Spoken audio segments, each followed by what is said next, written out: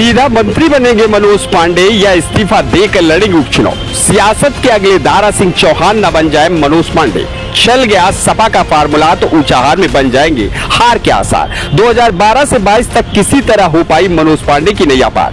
जी हां, रायबरेली की ऊंचाहार सीट से लगातार 3 बार विधायक मनोज पांडे साइकिल पर बैठ विधानसभा पहुंचते रहे, लेकिन अब सपा अध्यक्ष अखिलेश यादव ने उन्हें पार्टी से निष्कासित करते हुए मुक्त कर दिया है। अखिलेश ने राकेश सिंह, अभय सिंह और मनोज पांडे को निष्कासित करने के बाद ये कहा था कि तीनों को मंत्री बनने में दिक्कत हो रही थी, इसलिए उन्हें मुक्त कर दिया गया। बात सिर्फ मनोज पांडे की करें तो चर्चा है कि वह जल्द ही पद से इस्तीफा देकर भाजपा के सिंबल पर उपचुनाव लड़ेंगे और जीत कर योगी सरकार में मंत्री बनेंगे। हालांकि मनोज पांडे का ये रास्ता कांटो भरा लग रहा है। ऊंचाहार का जातीय समीकरण हो या फिर पिछले 3 चुनाव परिणाम के आंकड़े ये कह रहे हैं कि कहीं मनोज पांडे सियासत के दूसरे दारा सिंह चौहान न बन जाए, यानी कि पद से इस्तीफा दे, उपचुनाव लड़े और हार जाए। यह अलग बात है कि दारा सिंह चौहान की तरह हार के बाद भी मंत्री बन जाए। ऊंचाहार का जातीय समीकरण क्या है, किस जाति का दबदबा है, कौन सी जाति का वोट निर्णायक होता है, ये आगे बताएंगे। पहले देखिए 2012, 2017, 2022 के परिणाम, जिसे देख मनोज पांडे भी डर जाते होंगे। ये देखिए 2012 विधानसभा का परिणाम।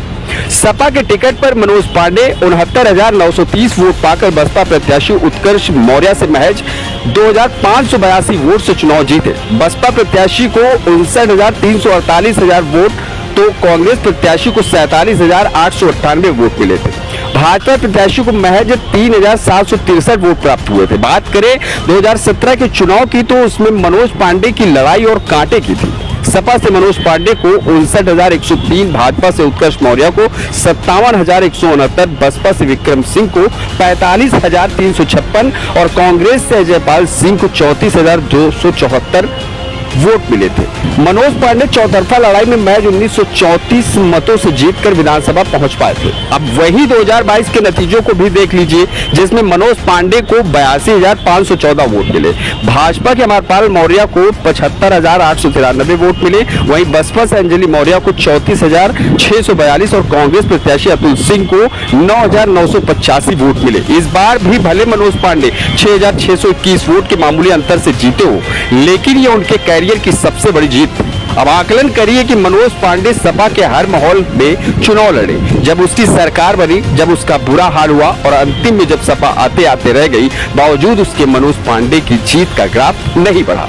तो चुनाव में जब बसपा और कांग्रेस भी चुनाव नहीं लड़ेगी तो मनोज पांडे भाजपा के टिकट पर कैसे मैदान मार पाएंगे, जबकि ऊंचाहार में मुसलमान यादव का समीकरण मजबूत है और अगर उनमें मौर्य भी जुड़ गया, जिसकी सबसे ज्यादा आबादी है, तो मनोज पांडे की डगर कैसे पार होगी। ऊंचाहार में जनाधार वाली कांग्रेस भी सपा के साथ होगी, सांसद राहुल गांधी भी सपा के लिए प्रचार करेंगे। बात रही छतरी वोट मिलने की, तो ऊंचाहार में छतरी वोटर मनोज पांडे को कम पसंद करता है। ऐसे में मनोज पांडे उपचुनाव लड़े तो घोसी में जो खेल दारा सिंह चौहान के साथ हुआ, वैसा ही मनोज पांडे के साथ न हो जाए, क्योंकि दारा सिंह चौहान भी 2022 में सपा के टिकट पर जीते थे, लेकिन उपचुनाव में बुरी हार हारे थे। यह अलग बात है कि अमित शाह ने वादा निभाते हुए दारा सिंह चौहान को मंत्री बना दिया था। हो सकता है मंत्री बनाने का वादा मनोज पांडे को भी हुआ हो। ऐसे में नतीजे कुछ भी हो, पांडे जी मंत्री तो बनेंगे। फिलहाल अभी तय नहीं है कि मनोज पांडे इस्तीफा देंगे, वह किसी टेक्निकल जुगाड़ से विधायक बने रहते हुए भी मंत्री बन सकते हैं। Bureau report, NTTV Bharat.